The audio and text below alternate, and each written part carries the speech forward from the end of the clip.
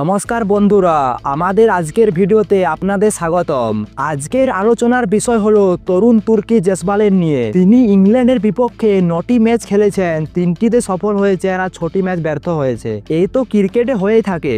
যিনি কিনা নিজের ব্যাটিং দিয়ে বিশ্বকে শাসন করে, তিনি যশস্বী জসবালের ব্যাটিংয়ে খুঁত খুঁজে পেয়েছেন। স্যারের চোখ থেকে কিছু এড়ানো যায় না। এটা অনেকটা সেই মায়ের মতো, যিনি হাজার জিনিসের মাঝেও নিজের ছেলের জামার বোতাম খোলা আছে নাকি তা খুঁজে পেয়ে যান। তো স্যার কি দেখেছেন? যশস্বীর খেলায় কিছুটা অনিশ্চয়তা ছিল। হ্যাঁ, অনিশ্চয়তা। এটা শুনতে যতটা সহজ মনে হচ্ছে, একজন ক্রিকেটারের জন্য ততটাই কঠিন। তিনি আরো বলেছেন, প্রথম টেস্টে সেঞ্চুরি করার পর ওকে আর সাবলীল দেখাচ্ছে না। হয়তো সেই কারণে শরীরের দিকে আসা বল খেলার জন্য তার পাটা এগোচ্ছে না। আপনার সামনের পা যদি ঠিক মতো না এগোয়, তাহলে বল খেলতে প্রচুর সমস্যা হবে। আর স্যার শুধু সমস্যা দেখিয়ে চুপ হয়ে যায়নি, সমস্যার সমাধানও বলে দিয়েছেন। তিনি বলেছেন জেসবালের কারো সঙ্গে আলোচনা করা দরকার।